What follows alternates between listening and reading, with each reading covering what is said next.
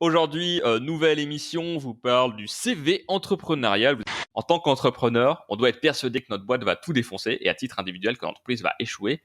Bah ouais, le CV classique, tu l'envoies, ça arrive dans une pile de CV, puis après tu en as la moitié qui finit à la poubelle. Alors qu'un CV entrepreneurial, il montre que on nous lâche au beau milieu de l'océan, on peut se débrouiller. Putain, J'avoue que les on est dans, métaphores avec l'avion, en on est fait, dans la merde, hein, mec. oh là là, putain, on va se faire coffrer avant la fin de l'année quand même. En se connaissant bien, c'est plus fort que connaître des techniques de vente pures. Ne pas comparer votre arrière-boutique avec la devanture des autres. Et c'est ça qui a de la valeur et non pas juste de se dire ah bah j'ai échoué, c'est pas grave, c'est normal, ça fait partie du jeu. Non, ça fait pas partie du jeu, c'est douloureux d'échouer. Me dire, à chaque fois que je lance un projet, je l'abandonne et je coupe la tête de mes bébés. Quand je rentre dans une maison qui n'est pas la mienne ou un appartement qui n'est pas le mien, j'ouvre tous les placards possibles et je fouille tout. Bienvenue dans Perquisator. Chaque lundi, Systemator vous délivre des retours d'expérience, de l'inspiration et des conseils pratiques pour aider les entrepreneurs à développer leur créativité, leur productivité et leurs revenus. Vous venez d'activer le Systemator. Installez-vous confortablement dans votre nouvelle vie de créateur. Bienvenue dans Systemator, le podcast carriériste. C'est Seb de 112ventes.fr et Wesley de wesleyjoachim.com. Salut Wes. Salut Seb, salut à tous. Aujourd'hui, nouvelle émission, on vous parle du CV entrepreneurial. Vous avez vu le titre, hein. C'est un sujet qui peut paraître un peu étrange, mon cher Wesley, parce qu'en fait, on n'en parle quasiment jamais, faut le dire. Mais voilà, en fait, on pense que quand on est entrepreneur, on n'a pas vraiment de CV, on a notre compte, on est libre, tout ça, on peut voyager partout, etc. Vous connaissez la chanson, alors qu'en fait, en réalité, une des meilleures façons finalement de se sécuriser sur le long terme et à l'avenir, c'est finalement penser en termes de carrière pour pouvoir en fait rebondir quoi qu'il arrive. Exactement comme quelqu'un qui pourrait être salarié et qui pourrait se dire, en fait, je vais tout simplement prédire un peu, préparer mon futur en essayant de trouver les meilleurs postes, les meilleures boîtes, les meilleurs salaires, etc. En fait, on peut aussi l'appliquer en tant qu'entrepreneur. Absolument, mon cher Seb. Et puis restez avec nous dans cet épisode, on va parler des retraites aussi. Alors, Wesley, avant de parler de retraite, qu'est-ce que les gens peuvent faire ? Et oui, les gens qui sont actifs sur Systemator, je vous invite à aller déposer un avis de 5 étoiles de préférence sur Apple Podcast, sur Stitcher aussi, pour soutenir l'ascension de Systemator. On a reçu un email récemment qui nous a fait très plaisir d'ailleurs. Alors voilà, c'est un message de Raphaël. Salut Sébastien, salut Wesley. J'écoute votre podcast sur Spotify. J'aurais bien aimé mettre un pouce en l'air, mais je ne vois pas cette fonctionnalité sur Spotify. Écoute, Raphaël, tu peux aller dans une Fnac et mettre un avis depuis une tablette Apple, ce qu'on appelle un iPad. Exactement, dans le monde classique. Le lien vers le Apple Podcast semble cassé. Ah merde, j'avais pas vu ça. Bon, faudra qu'on revoie ça. Le lien pour rejoindre votre communauté semble cassé aussi. Mais sinon, super podcast. Merci. Les thèmes sont bien, les références sont bien. Et tout ça avec beaucoup d'honnêteté. C'est rafraîchissant, intéressant et utile. Presque un peu trop court. La discussion s'arrête à 40-45 minutes souvent, je crois. Et plusieurs fois, je me suis dit que ça aurait pu continuer plus longtemps, quitte à être un peu plus succinct sur la section lifestyle, qui est top aussi. Bonne journée, Raphaël. Écoute, bonne journée à toi aussi, Raphaël. Merci beaucoup, Raphaël. Alors, c'est vrai que nous, on a l'impression de faire des épisodes beaucoup trop longs, je sais pas toi, mais carrément. le côté un peu où, des fois, on se rend compte, ah putain, en fait, on a 1 heure, et on n'a pas encore fait le truc de la semaine. C'est un peu compliqué, donc bon, on essaie de condenser un petit peu tout ça, et en même temps, on n'y arrive pas vraiment. Donc, on se dit, bon, tant pis, c'est pas fait pour nous, les épisodes courts. Mais voilà, un retour en tout cas intéressant. Effectivement, tout est cassé, mais vous inquiétez pas, si vous allez sur systemator.tech, c'est réparé. Voilà, c'est quand même, merci en tout cas de l'information. Et puis pour le Slack, c'est vrai que c'est une question qui nous est pas mal revenue. Je me posais la question pourquoi il y avait personne qui avait rejoint le Slack, mais en fait, tout simplement parce que ça ne marchait pas. Donc voilà, j'ai eu plusieurs fois ce retour. On va peut-être changer, on va peut-être passer sur Discord, qui est un autre outil un peu similaire. Voilà, on est en train d'y réfléchir. Laissez-nous un peu de temps, on juste réfléchit à ça et puis on vous tient au courant dans l'épisode probablement prochain. Voilà. Et voilà. Je peux noter également que c'est le dernier épisode de l'année 2019. C'est ça, et on en parlera un peu après. Avant tout, on va passer au générique et on va passer à l'émission.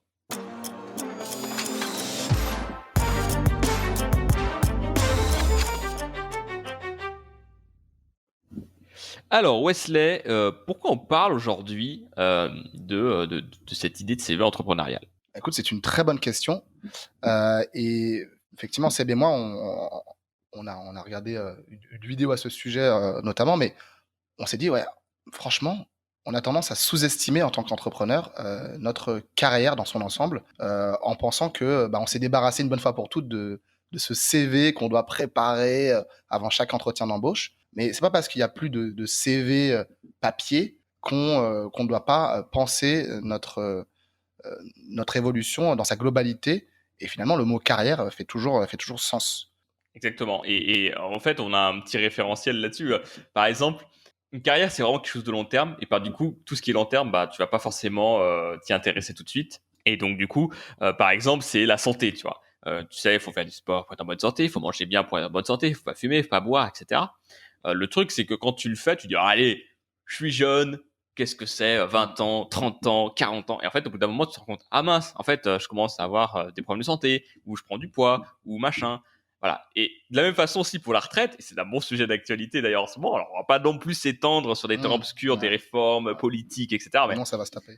exactement. Mais en fait, souvent on décrit les retraites, et d'ailleurs même dans le milieu entrepreneurial, on dit ouais mais la retraite, c'est un truc d'assister et tout. Enfin c'est vraiment, tu vois, c'est un peu une idéologie qui est un peu dominante. Moi j'ai un peu ce côté, mais en fait la retraite, n'est-ce pas un super revenu passif, tu vois, finalement, un passive income que tout le monde peut bénéficier. Mais surtout, ce qu'il faut Il faut voir, avoir fait la semaine de 40 ans avant, quoi. exactement. Mais du coup, ce qui est intéressant aussi de dire, c'est pensons tout le temps long terme. La retraite, tu as plein de gens, notamment de notre génération Wesley, qui nous disent ouais, mais de toute façon, nous, on n'aura pas de retraite et tout. En fait, c'est un peu discutable parce que la démographie évolue, les choses évoluent, l'histoire peut aller très vite dans un sens comme dans l'autre, mais dans tous les cas, actuellement, le système est en place. Donc, tu sais qu'il faut que tu cotises des trimestres, etc., pour avoir ta retraite à taux plein à la fin, sans rentrer trop dans les détails. Mais du coup, il faut le faire tôt. Et nos parents, eux, je pense qu'ils avaient cette idée, enfin, ils avaient cette culture un peu de la retraite, puisque c'est quelque chose qui était acquis en quelque sorte Ouais, comme ouais. droit. Et donc, ils ont tout de suite pensé à cette façon de faire. Et dès leur plus jeune âge, dès qu'ils ont commencé à travailler, tu vois. Et donc, de cette façon, tu t'accélères, entre guillemets, enfin, tu prends vraiment en compte le fait qu'un jour, tu seras à la retraite, en fait. Un Mmh. jour, tu auras un certain âge et tu seras bien content d'avoir un revenu qui tombe tous les mois, Passif, si ouais. ça existe encore. Mmh. Et dans tous les cas, balayer d'un revers de main en mode de toute façon on l'aura pas, je trouve que c'est une erreur parce que en fait tu sais pas, peut-être ça existera, peut-être ça sera mieux que maintenant, peut-être ça sera pire que maintenant, on ne sait pas. Et ça sert à rien de toute façon d'essayer de prédire l'avenir, quoi. Mais en tout cas, ça y est, c'est un outil, c'est là, donc autant l'utiliser. Et la carrière, c'est un peu la même chose en fait. À quoi ça sert une carrière finalement, Wesley? Nous, on voit ça avec Seb comme une carte de visite. Il y a plusieurs manières de le voir, mais on se dit c'est une carte de visite, c'est-à-dire que la carrière, elle est au service de votre entrée dans un nouveau projet. Donc c'est vraiment comme ça qu'on le voit. C'est pas une fin en soi finalement, mais se dire je construis ma carte de visite, mon portfolio, et c'est pas simplement une somme d'expérience d'ailleurs. C'est comment est-ce que je vais relier les différents points pour tracer ma trajectoire, la trajectoire qui devient la mienne. Voilà. Et quand on parle de projet, en fait, faut pas forcément voir que ton entreprise. Tu peux aussi avoir des projets justement dans ton entreprise, des moments, des phases différentes. Par exemple, le projet Systemator, monter un podcast et le motiver, ça peut être considéré comme un projet. Globalement, l'entrepreneur, sa particularité, sa capacité à exécuter quelque chose, à exécuter un projet, en fait. Faire en sorte qu'un projet se mette en place, se développe, etc. Et donc, si tu penses un peu en termes de carrière, ça va finalement petit à petit définir un peu ta crédibilité. Et ça va être super important dans la croissance de ta boîte. C'est-à-dire que c'est quelque chose qui peut avoir aussi un impact plus tard lorsque tu vas commencer à recruter en quelque sorte. C'est une étape qui peut arriver, qui va peut-être vous arriver dans, on vous le souhaite, 1 an, 3 ans, 5 ans, 10 ans peut-être, on ne sait pas. Mais globalement, si vous voulez avoir des gens qui sont compétents, il y a vraiment deux profils intéressants, je trouve. Tu as ce qu'on va appeler un peu les futurs talents. C'est des gens qui ont besoin d'une sorte de mentor, je dirais, pour un peu se révéler. Là, je pense à un ami qu'on a en commun, Wesley et moi, qui est très très bon en pub Facebook, qui a une force d'apprentissage colossale, et sa boîte l'a laissé partir, quoi. En mode, j'ai envie de me mettre à voyager, à vivre un peu, à avoir ma boîte et faire vraiment mes Être projets. géographiquement indépendant, voilà, être plus flexible. C'est ça. Et du coup, ils l'ont laissé partir. Et j'ai un contre-exemple à ça chez une collègue qui fait du marketing et qui a embauché sa première salariée qui était avant sa stagiaire. Et au bout d'un moment, sa stagiaire qui faisait son employé qui faisait du très bon boulot dit, moi j'aimerais bien aller vivre en Australie, donc honnêtement, je pense quitter la boîte. Pourquoi tu veux quitter la boîte? Ce que je te propose, c'est qu'on met en place ce qu'il faut pour que tu puisses vivre en Australie et que tu puisses continuer à bosser chez moi. Et c'était un pari risqué pour l'entrepreneuse, mais ça marche, tu vois. Et elle a gardé son talent. Sinon, elle l'aurait perdu. Elle a dû recruter, former quelqu'un de zéro, alors qu'elle a été formée depuis 3-4 ans. Elle avait l'habitude de la boîte, elle avait l'habitude de bosser ensemble. Les clients avaient l'habitude d'elle, etc. Et donc, notre ami, dans notre cas, moi, j'ai vraiment eu cette réflexion lorsqu'il est parti. Je me suis dit, mais ta boîte n'aurait jamais dû te laisser partir, quoi. C'est un gars qui a un monstre de productivité. Il s'intéresse énormément à la performance. Il a une exécution très, très bonne. Il cherche tout le temps à s'améliorer. Et c'est pas forcément quelqu'un qui a un profil de vendeur pur. Et au contraire, si tu lui dis, bah voilà, je t'amène ce client et si tu surperformes, ben, tu te payes en cash, quoi. Ouais. Voilà, tu as une commission importante. Tu peux former les équipes. Du coup, la valeur de ta boîte grossit, etc., etc. Tu as un vrai point de vue. Tu te donnes une partie de tes actions, par exemple. Et voilà. Et donc là, tu as un futur talent que tu as détecté et que tu peux garder. Mais après, tu as l'autre partie, c'est si jamais tu veux un talent qui est déjà révélé, un talent averti, quelqu'un qui a déjà fait un peu le pas, soit de se mettre à son compte, soit d'aller bosser dans des grandes boîtes, genre des Facebook, des Google, enfin je prends eux pour caricaturer, mais bref, des boîtes intéressantes pour des missions intéressantes. Et c'est ce que je vais appeler un peu les talents avertis, c'est-à-dire qu'ils connaissent un peu leur valeur, ils cherchent pas forcément le profit avant tout, même si c'est un élément qui fait vite pencher la balance entre deux boîtes, mais ils cherchent aussi des projets intéressants. J'ai un exemple tout bête, alors c'est pas, on rentre pas totalement dedans parce que c'est quelqu'un qui est en tout début de carrière, mais j'ai un de mes collègues avec qui on est en train de monter l'entreprise même deux collègues avec qui je suis en train de monter l'entreprise sur le projet de la chaîne YouTube ITLFR. L'un d'entre eux est un techos, quoi, quelqu'un qui fait du dev assez poussé, qui sait gérer des projets de développement et qui en plus est en train d'avoir un double master d'un point de vue tech et d'un point de vue business, quoi. Il y a l'école de commerce et tout ça, quoi, à Paris. Donc tu sais qu'il va avoir un réseau intéressant, tu sais qu'il a un début de CV solide et du coup potentiellement il peut accéder à des postes très importants assez rapidement, enfin, très importants en tout cas bien payés plutôt rapidement. Une autre personne de l'équipe qui a David qu'on avait interviewé il y a longtemps, qui a rejoint notre équipe aussi, qui lui il a déjà monté le genre de business qu'on est en train de faire et finalement il a sa vie de famille, il a sa boîte, ça tourne bien, il n'aurait pas forcément d'intérêt à venir bosser gratuitement entre guillemets pour nous au départ. Et donc si tu veux attirer ce genre de talent, il faut que tu sois crédible en fait derrière. Il faut qu'il te fasse confiance. Un gars comme David n'aurait pas forcément que ça à foutre d'aller bosser avec n'importe quelle personne qui lui dit « Hey, je te veux dans mon équipe ». Non, il faut qu'il te connaisse. Bon, nous, on a l'affect aussi, mais il a aussi vu tout ce que on a essayé de mettre en place dans le passé, tout ce que j'ai essayé de mettre en place dans le passé, par exemple. Et certes, ça n'a pas fonctionné. J'ai pas eu les résultats qu'il fallait, mais par contre, je l'ai essayé, j'ai appris des choses, et lui-même aussi a appris des choses de ses expériences. C'est ce qui fait que derrière, tu peux attirer des talents qui vont faire toute la différence. Et cette partie un peu carte de visite est un peu souvent sous-estimée, je pense, et elle est quand même très importante. Absolument. Pour moi, la carrière, c'est aussi un parachute. Je reprends les termes d'Oussama Hamar dans une de ses conférences. Parce que avec Seb, on pense aussi que construire un CV solide, c'est se construire un parachute. Comme si l'entreprise était un avion, finalement. Et si cet avion est en perte de vitesse ou d'altitude et manque de se crasher, eh bien, on peut sauter avec son parachute. Évidemment, c'est une image. Mais le problème, c'est que beaucoup d'entrepreneurs ont tendance à surestimer la réussite de leur projet et à se sous-estimer eux dans l'histoire, alors qu'ils devraient davantage mettre l'accent sur comment eux vont en tirer les bénéfices. Alors l'idée, c'est pas juste d'être égoïste et se dire comment est-ce que je peux pomper tout le jus de l'entreprise que je crée, mais c'est de se dire non, je pilote l'avion au mieux, mais cet avion-là, c'est pas une fin en soi. C'est comment moi je peux être mieux armé pour monter dans le prochain avion, déjà être encore en vie, et ensuite être mieux préparé. Et c'est un équilibre à trouver, en fait, surfer sur cette vague, de se dire, c'est hyper important de construire mon projet, mais aussi comment ce projet-là me sert à moi en tant que personne, parce que on reste distinct de notre projet. C'est ça aussi. C'est un peu d'ailleurs comme dans une relation homme-femme, il y a elle, il y a lui, et il y a la relation, et c'est trois choses différentes. Elle doit pouvoir continuer à exister par elle-même, lui doit pouvoir continuer à exister par lui-même, et la relation, c'est presque une tierce personne. Ouais, exactement. C'est différent, puis en plus tu te comportes différemment quand t'es avec la personne, quand t'es tout seul. Et si jamais tu mises tout sur le nous, qui pourrait être aussi l'égal le nous de l'entreprise en quelque sorte, si t'as des associés ou autres, au final tu t'oublies toi-même et t'oublies la réussite un peu de ton projet. Et quand tu lances ton projet, tu restes plus important à titre personnel Et le but, c'est de l'ajouter à ton CV, à ton portfolio, quoi. Et justement, là, on voulait citer Oussama Ammar qui avait dit ça dans une vidéo et qui est très intéressante. C'est qu'on doit se mettre dans une situation où, en tant qu'entrepreneur, on doit être persuadé que notre boîte va tout défoncer et à titre individuel, que l'entreprise va échouer. Autrement dit, ça veut dire que nous, on doit faire en sorte que si la boîte se crache, c'est une bonne nouvelle pour nous. C'est-à-dire qu'on va pouvoir retrouver un boulot, on sera mieux payé, ou ce sera plus simple, ou trouver des partenaires plus facilement pour un nouveau projet, plutôt qu'un projet qui bat de l'aile, tu vois. Et On va payer 37 000 pounds pour une conférence. c'est ça, par exemple. et en tant qu'entrepreneur au niveau de notre boîte, se dire que notre boîte, elle va rayonner, elle va vraiment cartonner.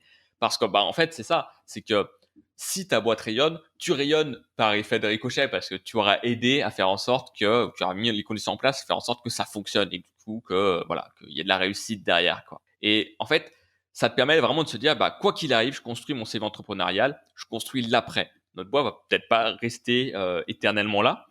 Peut-être qu'elle va pas marcher. Peut-être qu'au bout d'un moment, on en aura marre. Peut-être qu'on va la vendre. Si on la vend, on fait quoi? Ouais, au final, tu vas gagner des sous.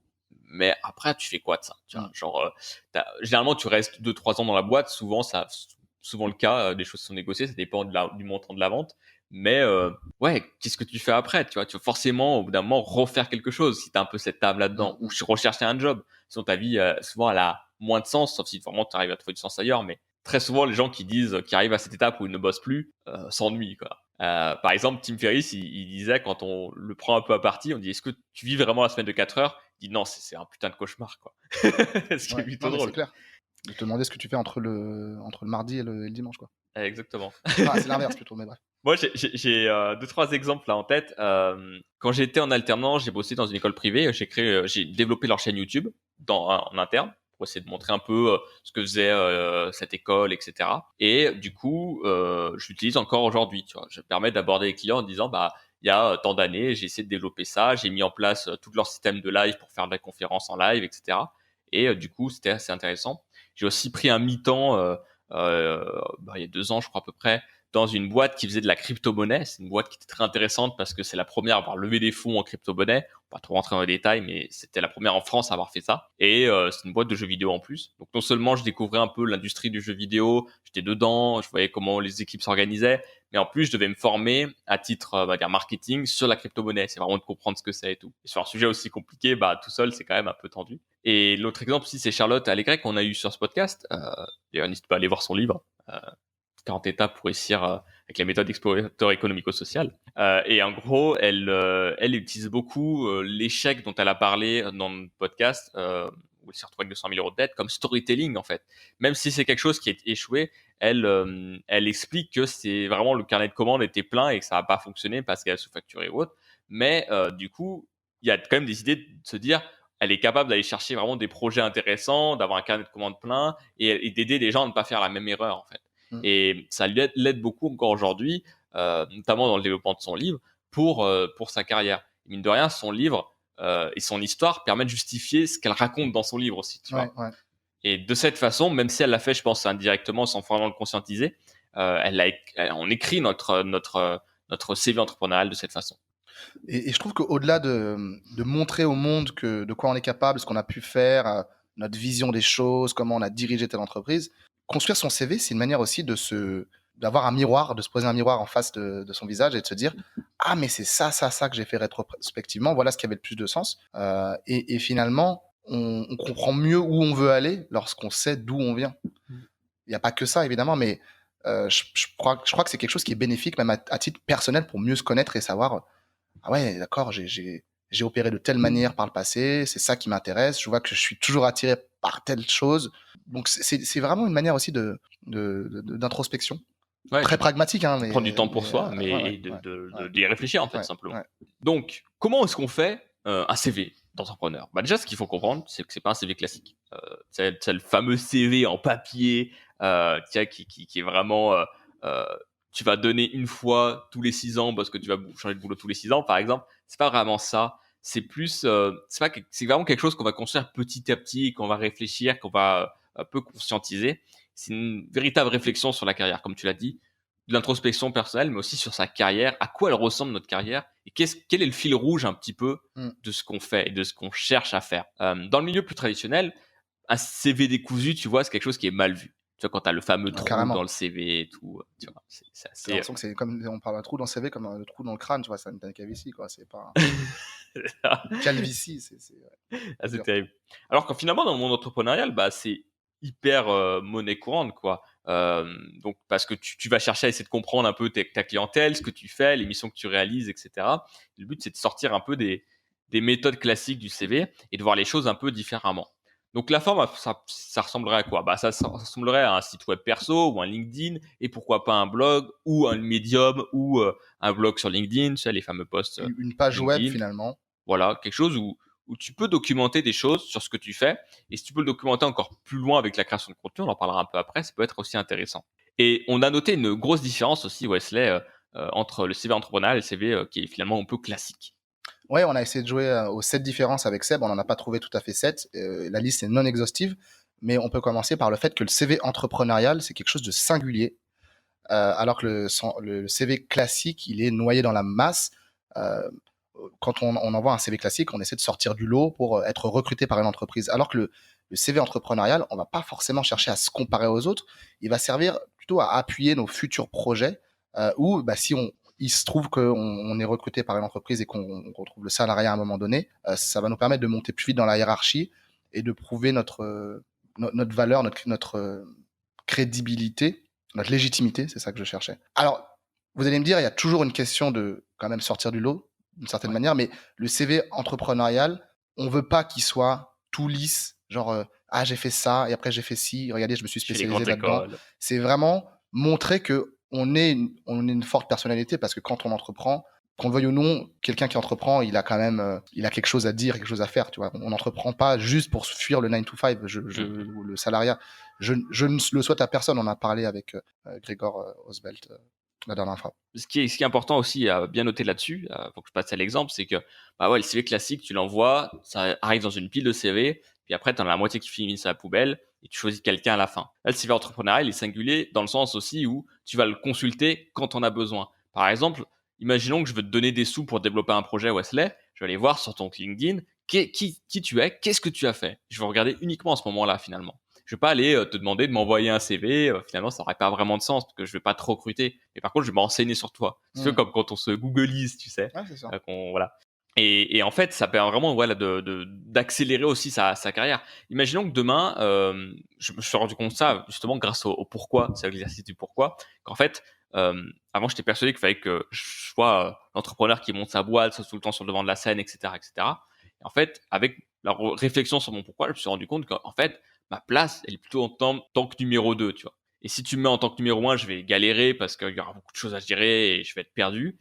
Faudra prendre toutes les grosses décisions et tout ça. Alors qu'en tant que numéro 2, je vais vraiment cartonner, je pense, parce que je vais aider les gens à vraiment construire leur projet idéal, quoi. Vraiment mettre en place les éléments pour réussir, techniquement, pragmatiquement parlant, etc. Et puis, même au niveau du mindset. Je vais vraiment aider le numéro 1. Mais du coup, le fait d'avoir compris ça, même si j'ai 25 ans, tu vois, que j'ai pas fait énormément de choses en entrepreneuriat, je pense que j'ai fait assez pour m'autoriser à refuser tous les petits jobs qui pourraient arriver, quoi. Si demain on me propose un petit job ou quand je dis petit job, c'est pas forcément McDo, hein, mais c'est même des jobs que tu pourras avoir après des études. Genre, tu sors d'un bac plus 5, je pense que je suis capable aujourd'hui de prétendre au-dessus, voire largement au-dessus, parce que bah, j'ai beaucoup travaillé, plus que la plupart des gens de mon âge. Mm. J'ai pris beaucoup plus de risques que les gens de mon âge, je pense aussi là-dessus, pour arriver à ça, en quelque Et tu as une sorte. vraie expérience de terrain. Voilà. Et en fait, tu vois, j'avais un gros, comment dire, complexe d'infériorité à une époque quand je faisais de la vidéo. Parce que moi, la vidéo, j'ai appris totalement à l'arrache, quoi. Je me suis fait recruter et ensuite, je me suis dit, bon, maintenant que j'étais recruté pour faire de la vidéo, peut-être que j'apprenne à en faire, tu vois. Et D'accord. c'était un peu ça. Et du coup, il m'est arrivé de prendre des stagiaires en audiovisuel et d'avoir un peu une sorte de complexe d'infériorité au début, en mode, eux, ils ont fait des études et pas moi. Et donc, du coup, ils en savent plus que moi, tu vois.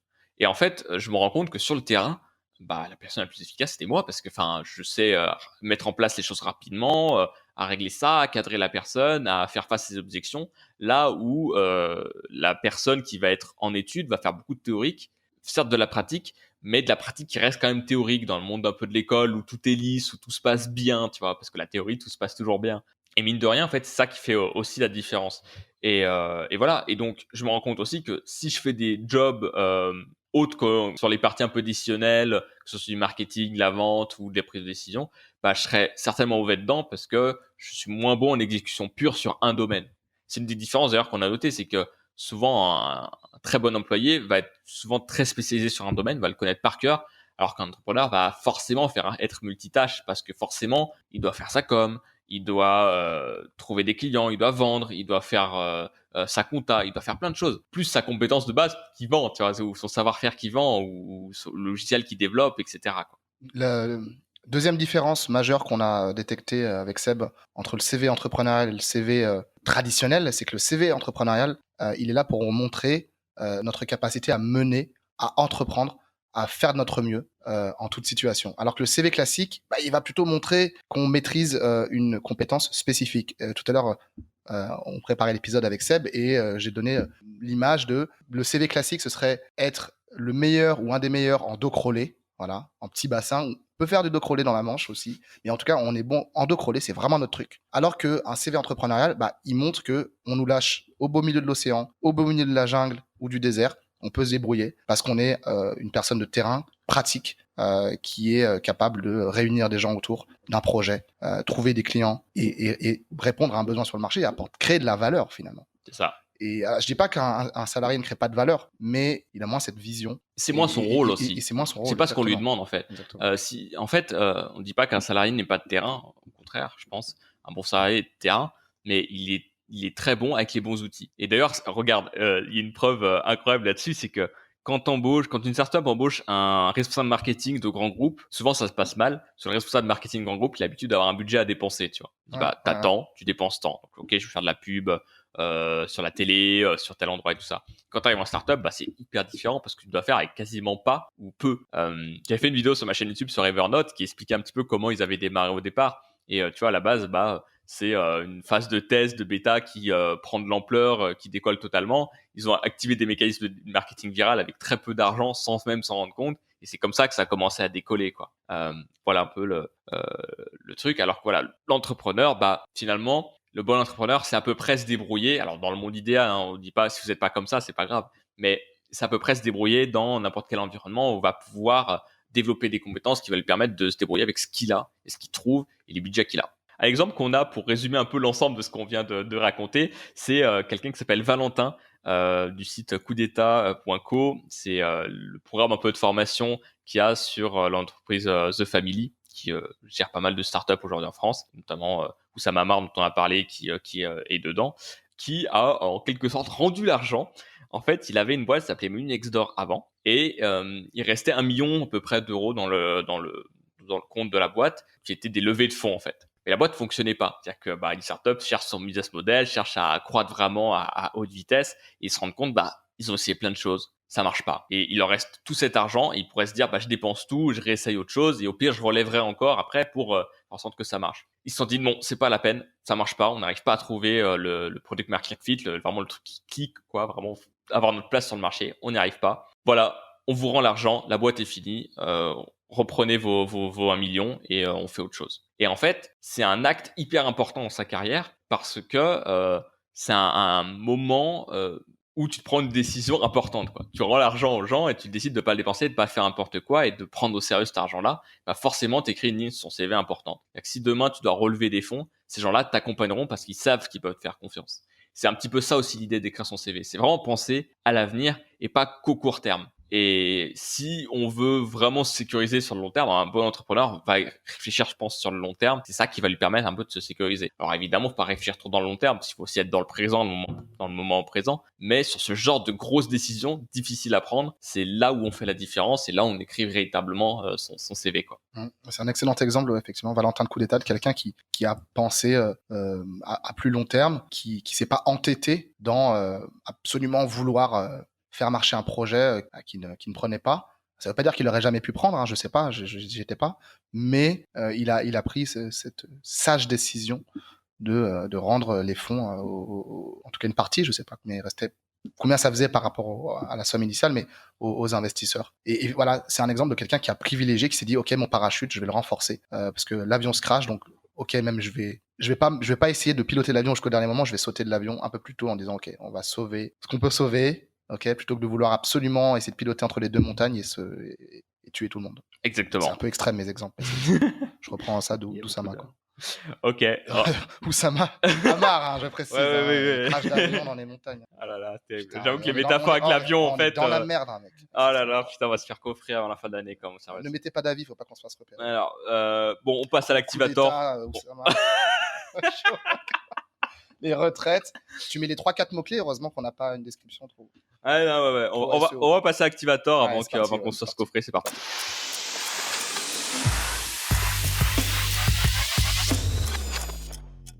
Alors, activator, la boîte à outils. Alors, comment est-ce qu'on met en place son CV entrepreneurial?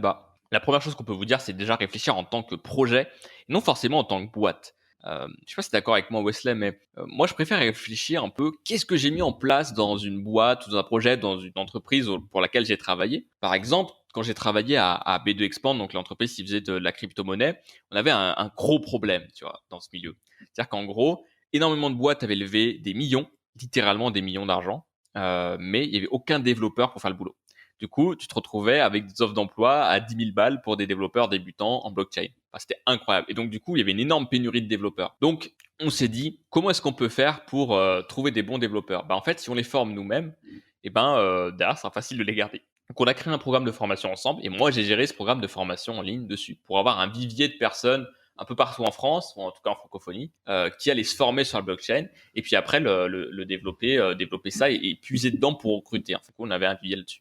Ça avait pas mal de valeur pour la boîte qui avait besoin de recruter des développeurs. Donc globalement, la question à se poser, c'est quel projet est-ce qu'on a mené et dans quel but? Et par exemple, si je pense à ma chaîne ITLFR et à l'entreprise derrière Somolto qu'on est en train de créer, en fait, je vais pas forcément vendre ce que fait Somolto directement, mais je vais plus vendre ce qu'on a, nos réussites et nos projets. Par exemple, la chaîne ITEL, on a réussi à avoir 8000 abonnés en un an, 350 000 vues, premier sur Google, premier sur Instagram, c'est ça que je vais vendre. Tu vois. C'est vraiment le projet, comment on l'a mené, qu'est-ce qu'on a fait pour que ça fonctionne, etc. quoi. Ouais, je peux rebondir là-dessus.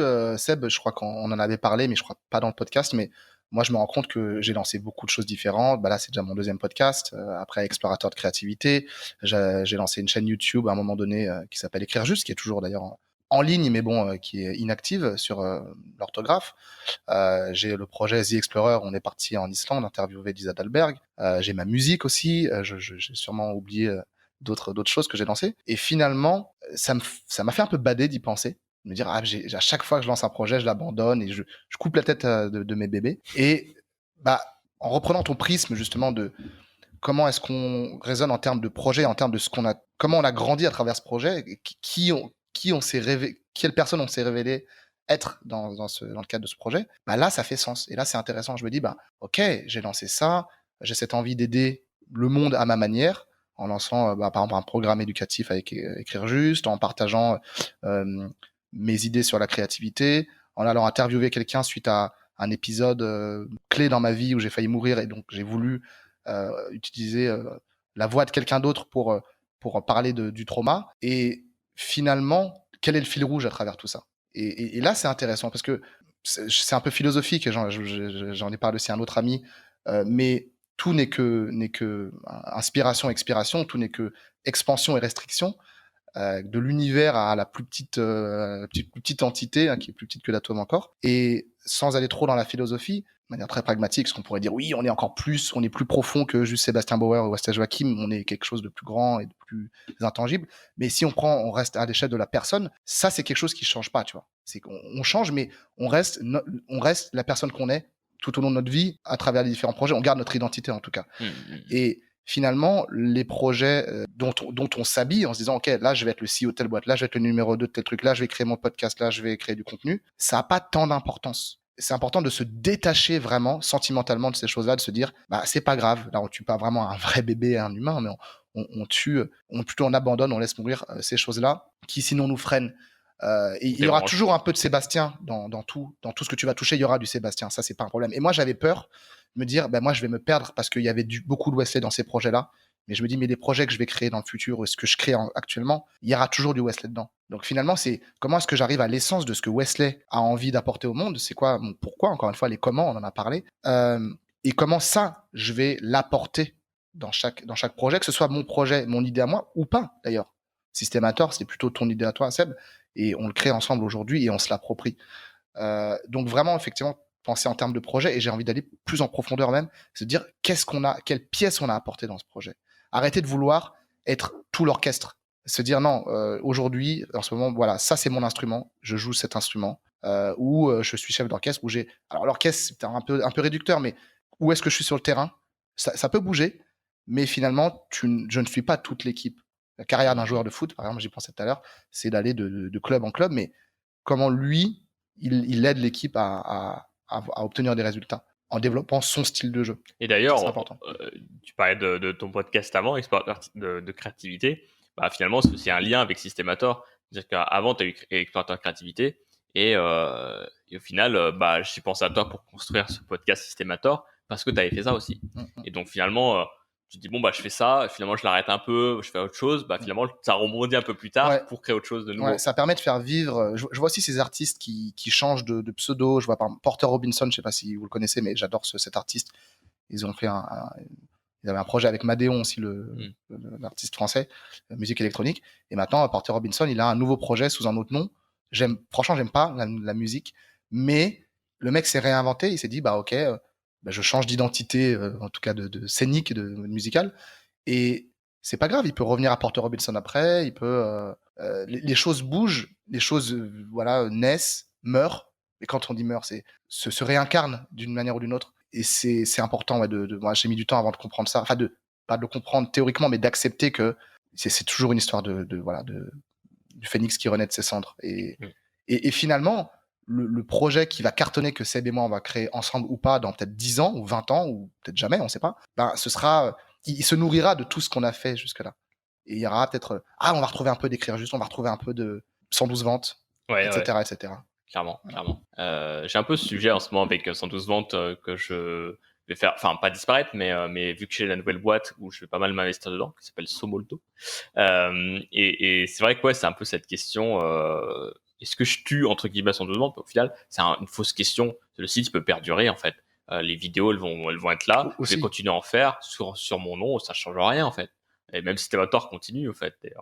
Et en plus, dans tous les cas, on apprend des choses. Systemator, par exemple, on les met en place rapidement.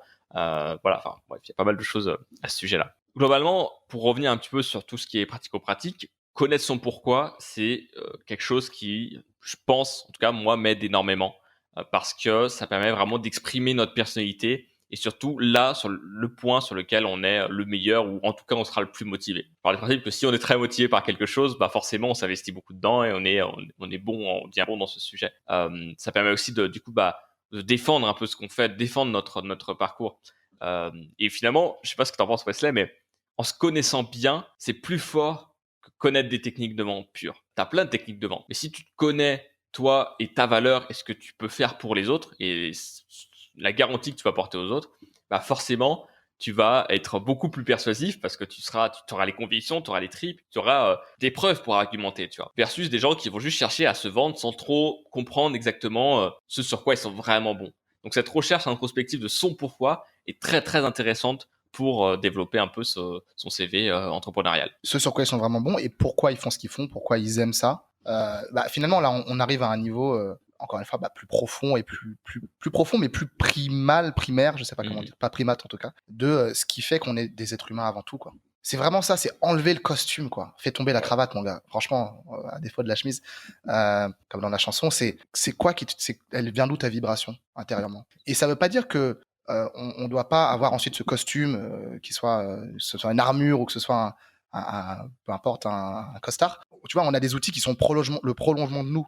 Mais si cet outil est utilisé à sa propre fin, sans savoir pourquoi on l'utilise, bah ouais, tu vas prendre des Kalachnikov et tu vas péter la bombache, tu vas tuer tout le monde, tu vois. L'idée, c'est vraiment de se dire, on a des outils merveilleux, on a des techniques de vente qui sont redoutables, mais pourquoi est-ce qu'on le fait? Moi, je me forme petit à petit, ça va pas très vite en ce moment parce que j'ai des clients à honorer, mais au copywriting, mais je me dis de plus en plus, je me sens engagé par rapport à des questions sociales, environnementales, sans partir complètement à l'extrême en disant non, mais maintenant je suis un hippie. Mais je me dis, ok, comment est-ce que je peux utiliser ces armes-là pour servir vraiment ce qui compte pour moi et aller me connecter à ces entreprises-là, à ces projets-là qui ont sens, qui font du sens pour moi, Wesley, Joachim. Et je vous invite à vous poser ces mêmes questions finalement. Donc ouais, apprenez à vous connaître. Et ensuite, les outils, c'est très bien de connaître la technique, c'est très bien. Mais c'est comme encore une fois sur le marché de la rencontre amoureuse, je reviens souvent à ces exemples-là parce que c'est quelque chose auquel tout le monde peut se rapporter et c'est très clair. Bah, quand on va faire une rencontre, c'est très bien d'être plus bossé sur son attirance, enfin son attractivité, être là, avoir une meilleure coupe de cheveux, être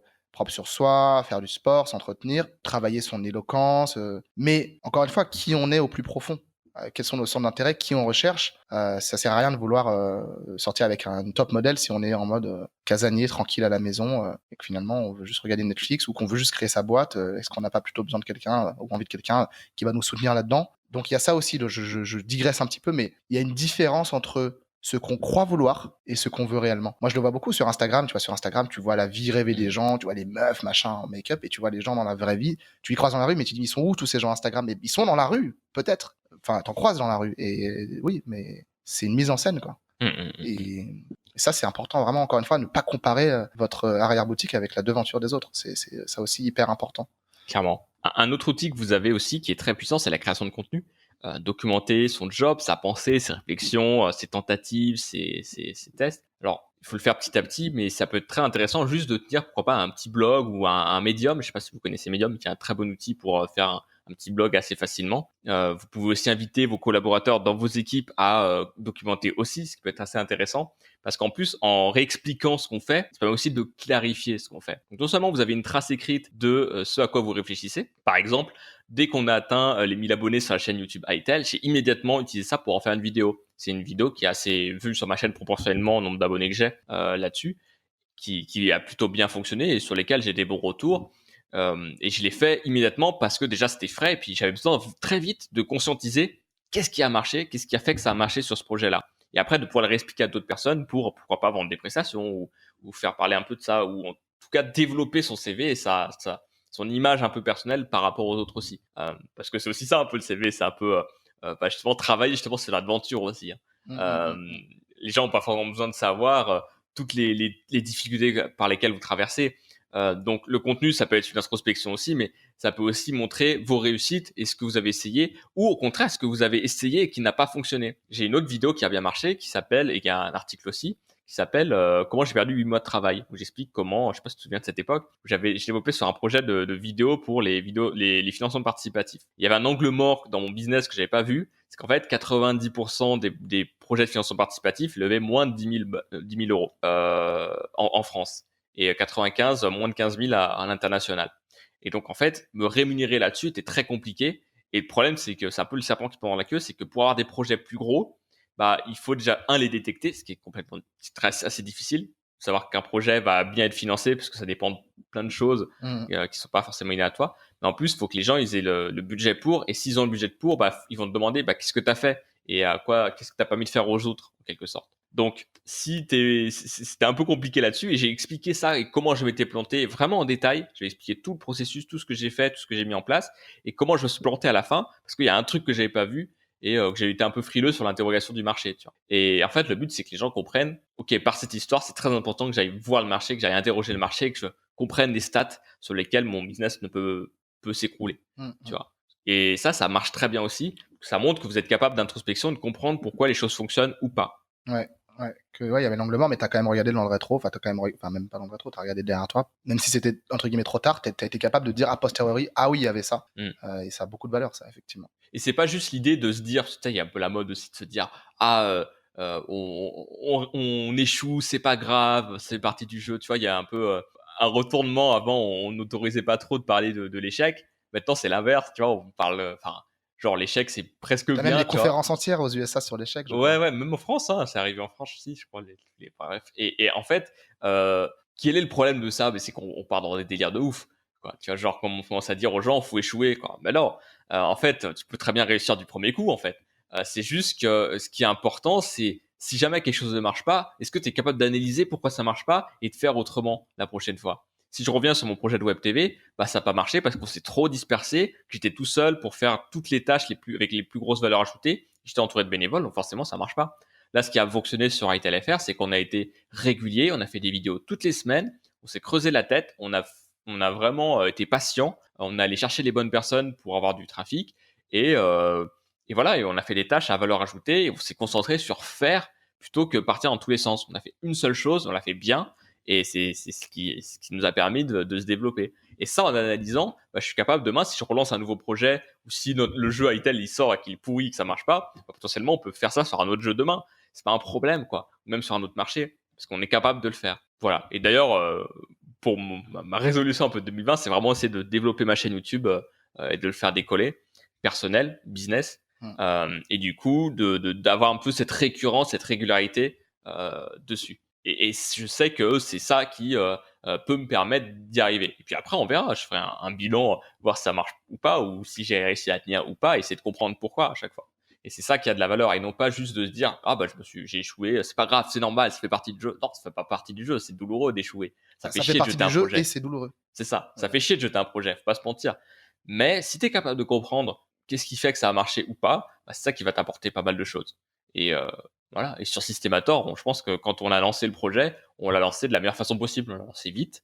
On a fait 3 épisodes d'un coup pour avoir un peu de contenu pour les gens qui venaient. On a créé tout de suite une procédure parce qu'on s'est dit qu'on va répéter l'émission. Donc du coup, on a créé tout de suite un plan qu'on a réutilisé encore et encore. Et c'est peut-être 1 heure qu'on a passé à créer ce plan. Il nous a fait gagner un temps monstrueux par la suite, quoi.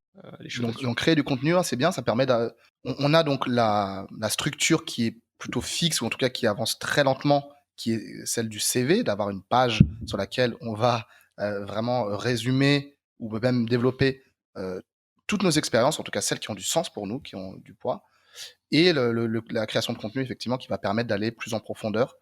J'ai presque envie de dire, c'est presque un peu c'est un peu des lettres de motivation indirectes, finalement. Ouais, en quelque sorte. Si on devait faire un parallèle, effectivement. Ouais. C'est un peu, voilà, je fais le parallèle parce que j'aime bien faire des parallèles, mais c'est une manière de montrer ce que vous avez dans les tripes, ce que vous avez dans la tête, ce que vous avez dans le cœur. C'est ça. Voilà, Sébastien l'a très bien expliqué tout à l'heure, mais. Yes. Et pour le contenu, juste pour se terminer là-dessus, la meilleure chose, je trouve, les contenus souvent qui m'intéressent le plus personnellement, c'est un peu les contenus. Comment j'ai fait ça, tu vois. Parce que souvent on parle de pourquoi faut le faire, donc c'est cool, mais c'est pour ça aussi qu'on se force à Systemator là maintenant à essayer d'ajouter un peu de choses très pratiques. C'est comment on le met en place concrètement. Tu vois. C'est bien beau d'en parler, mais comment tu le fais et qu'est-ce que tu apprends de ça, qu'est-ce que tu veux donner en retour d'expérience. Et en fait, c'est ça qui a pas mal de valeur. Et finalement, c'est assez naturel à faire. Quand tu donnes juste ton retour d'expérience, j'ai fait ça, il s'est passé telle ou telle chose, je l'ai appréhendé comme ça marchait, ça n'a pas marché, voilà. Et ça, c'est super simple à faire et n'importe qui peut finalement le faire assez facilement, quoi. Et l'important n'est pas, si vous voulez écrire, ne vous bloquez pas par exemple par rapport à la littérature ou si vous faites des fautes, c'est un détail pour le moment, voilà, ça vous permet de documenter et vous ferez mieux après, quoi. Juste pour finir là-dessus, on a on vous rappelle qu'on a une petite offre en cours qui est sur le pourquoi. Donc en gros, c'est pas une formation, c'est vraiment une prestation. C'est-à-dire qu'on s'appelle pendant 3 heures et on cherche ensemble votre pourquoi. Et c'est un outil extrêmement puissant pour créer son CV entrepreneurial et pour réfléchir un peu au fil rouge finalement de votre vie et de votre carrière, que vous soyez entrepreneur pour devenir salarié plus tard ou peu importe. C'est quelque chose qui vraiment travaille d'introspection plus profond, qui permet de sortir un peu de la forme. Et voilà, il y a moins 70% encore jusqu'à la fin de la semaine. Après, c'est terminé. Donc, si vous voulez aller découvrir un peu ça et avoir plus d'informations, vous avez un lien dans les notes de l'épisode, que vous soyez sur YouTube ou en podcast sur Spotify, Apple Podcast, peu importe. Vous avez un lien qui vous permet d'accéder. Voilà, sinon c'est sur systemator.tech. Attention à bien utiliser le lien parce que sinon vous n'aurez pas la réduction de 70%. Donc, ne vous faites pas avoir. Enfin, nous, ça serait bien parce que du coup, on gagnerait plus d'argent, mais c'est pour vous. Donc, voilà, si c'est encore en cours, allez voir. Et voilà un petit peu pour notre épisode du jour. On va passer au truc de la semaine.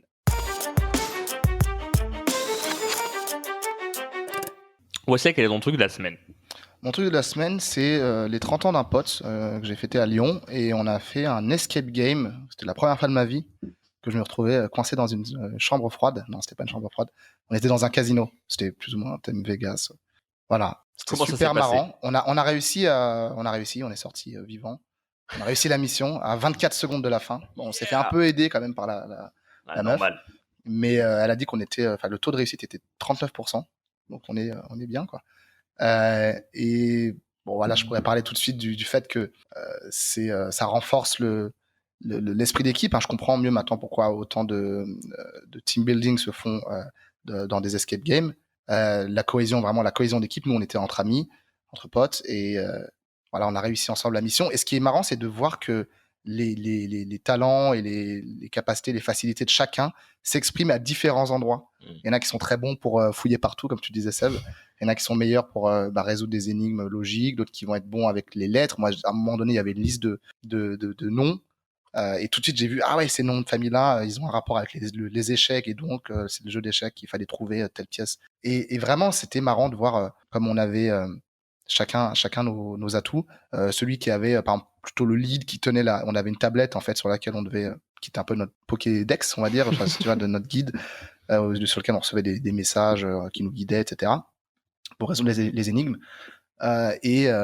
C'était vraiment drôle, quoi. C'était vraiment drôle. J'ai passé un bon moment. J'étais un peu sceptique. Je me suis dit, ah ouais, vas-y, c'est bon. J'aime pas trop, de manière générale, tout ce qui est les jeux, le karting. Bon, je suis nul en karting, mais tous ces petits trucs-là, ouais, faire du billard, le bowling, tous ces trucs-là, je suis pas très fan. Je suis pas très fan en général. Et là, j'ai trouvé ça cool. Alors, je le ferai pas tous les week-ends, mais voilà, pour 350 € par personne, il n'y a rien à dire. c'est pas vrai, évidemment.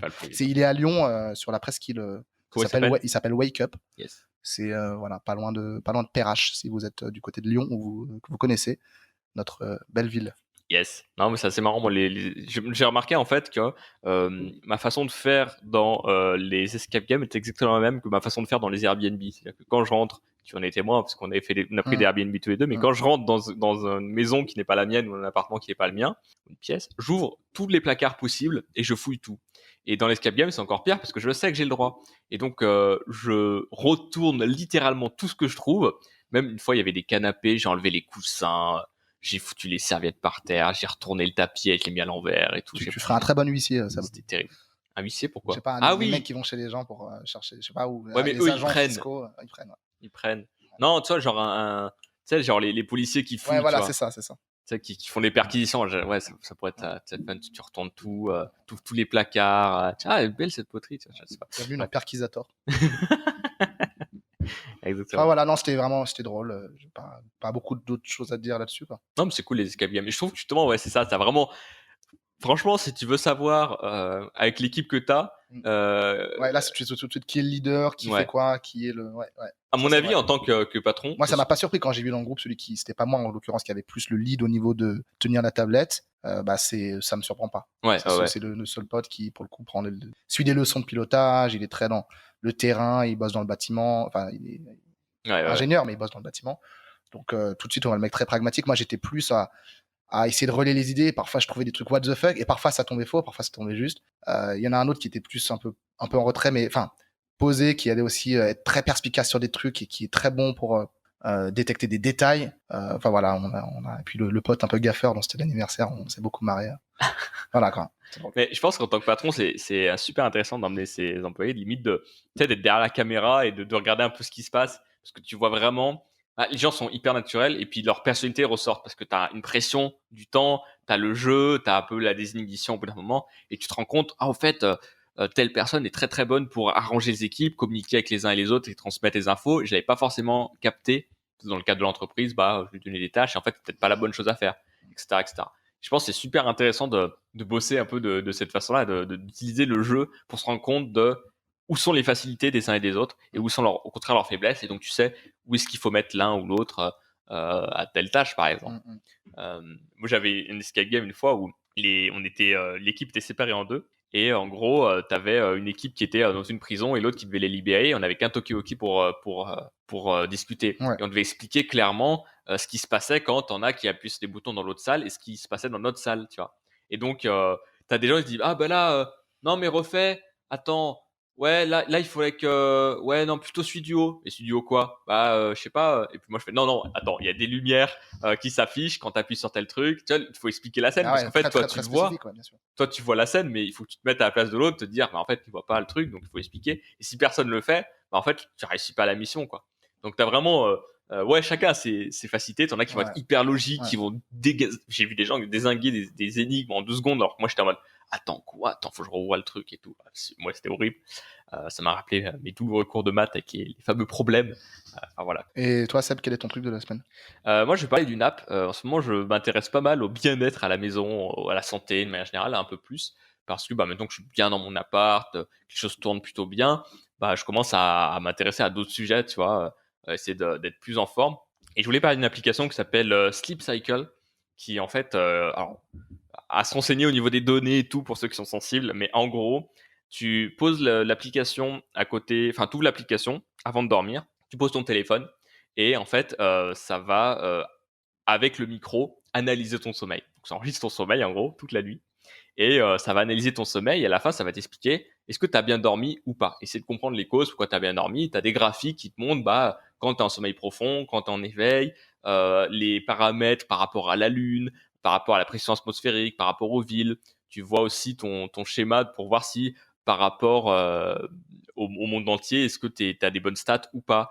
Par exemple, le pays où on dort le mieux, apparemment, c'est les Pays-Bas. Et celui où on dort le moins bien, c'est l'Arabie Saoudite. En gros, souvent, dès que tu as fini l'application, tu as un pourcentage qui te dit, là, ta nuit a été bonne à 66%. Et toi, t'as plutôt une nuit de saoudien ou une nuit de néerlandais? J'ai plus une nuit de néerlandais.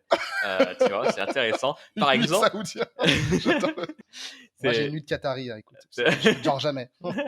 Non, mais c'est assez intéressant comme truc. Tu vois, je me rends compte qu'en fait, mon sommeil est plutôt bon de manière générale, alors que j'ai l'impression des fois, je fais des sommeils dégueulasses, tu vois, des nuits à 68% et tout, donc c'est pas top. Mais là, aujourd'hui, c'était une 80%, tu vois. Et donc, les Pays-Bas, 80% aussi.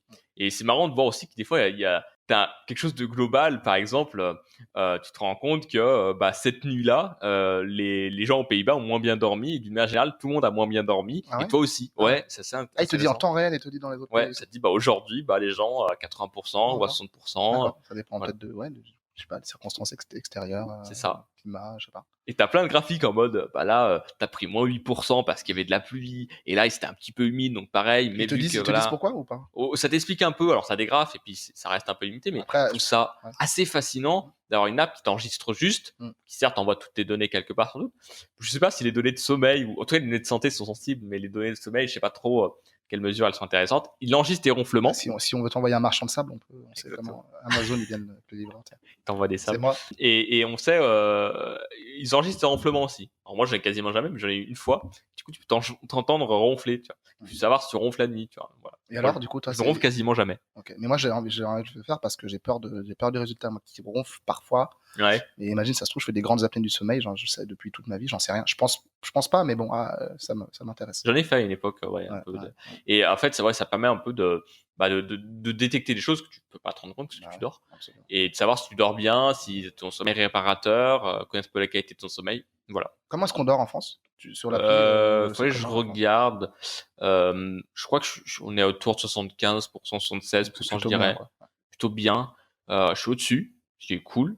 Donc voilà, mais je pense que clairement la qualité de vie et tu vois par exemple aux Pays-Bas, je pense qu'ils sont super avancés. Oui. T'as peut-être moins de système de réveil ou autre, ou je sais pas trop comment ça fonctionne. Je veux pas trop m'avancer non plus. Enfin voilà. Globalement, ils dorment bien, ils dorment mieux, ils ont une hygiène de vie meilleure.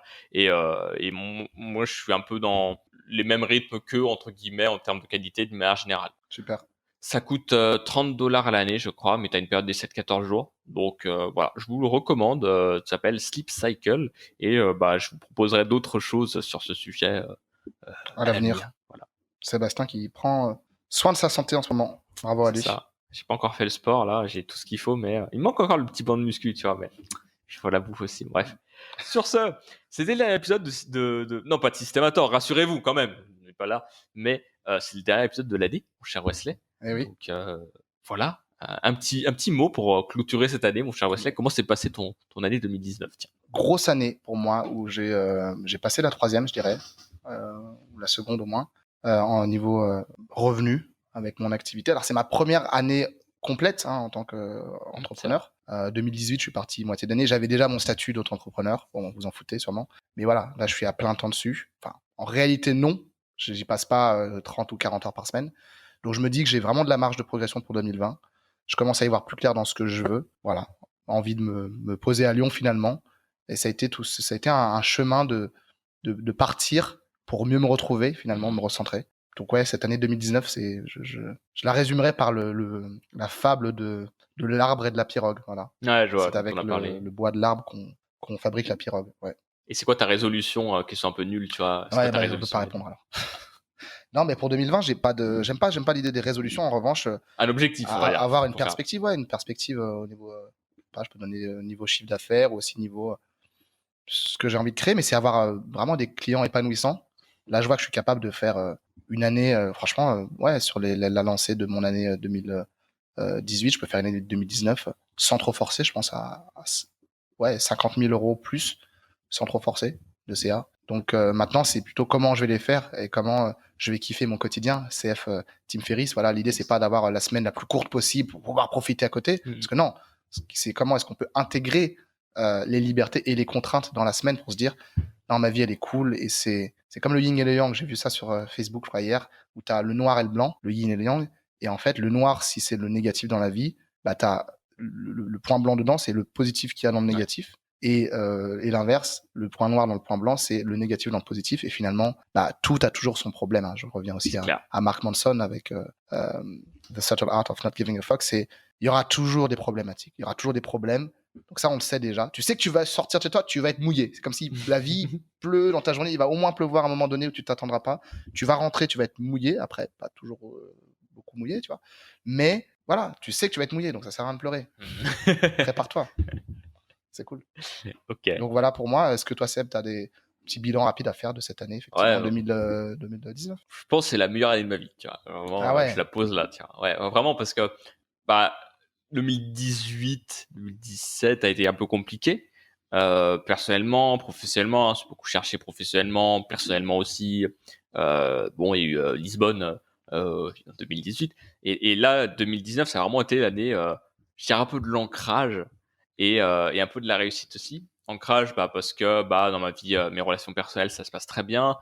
J'ai des chats, les chats maintenant, parce qu'il y a un nouveau chat qui est arrivé. Et en termes d'ancrage, mine de rien, c'est un symbole assez important du fait que bah, tu habites quelque part et c'est chez toi.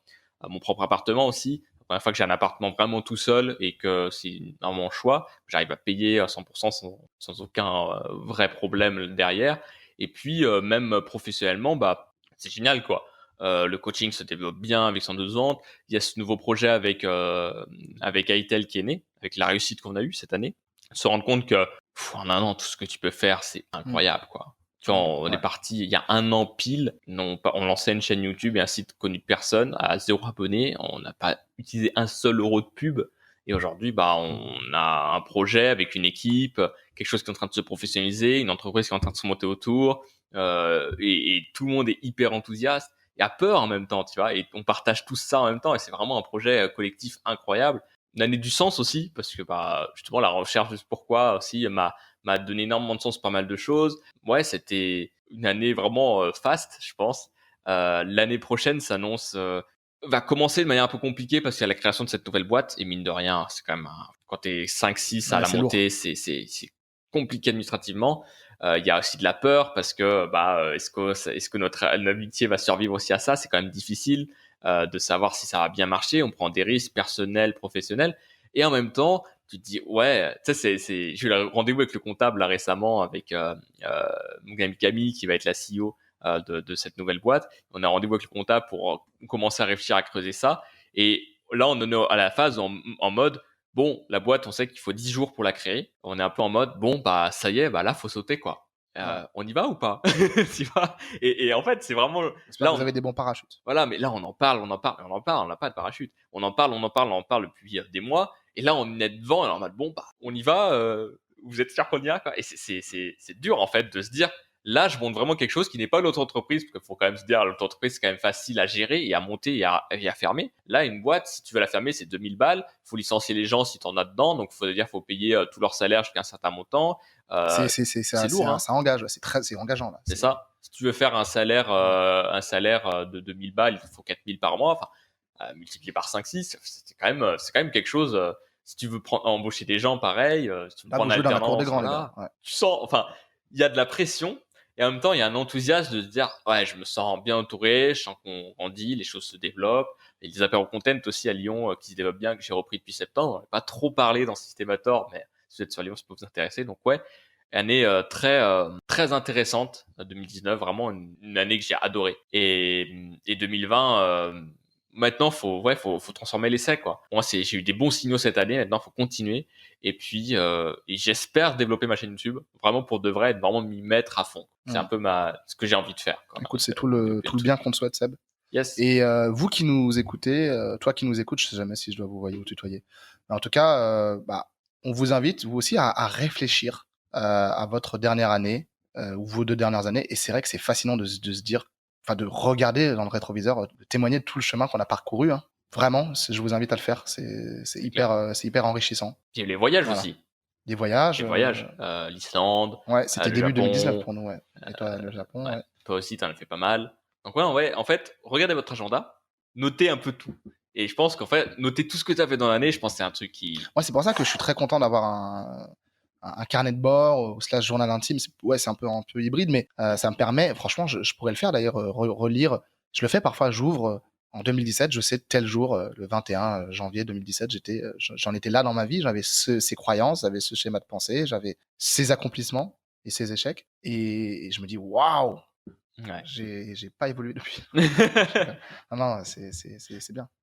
Ouais, clairement. Les choses avancent. Et voilà, on vous souhaite de très bonnes fêtes. Merci de suivre Systémator. Plein de réussite, super aussi à Systémator en 2020, évidemment. On continue, on lâche rien. Longue vie au podcast. C'est ça. Et puis, ouais, nous, on va continuer. En tout cas, on n'a pas envie de s'arrêter, je pense, Sléman. On a envie de continuer, de faire en sorte que le podcast se développe, de parler de sujets un peu surprenants, comme comme on a là en ce moment. On parle un peu de CV sur un podcast d'entrepreneuriat. Je pense que c'est pas quelque chose de commun.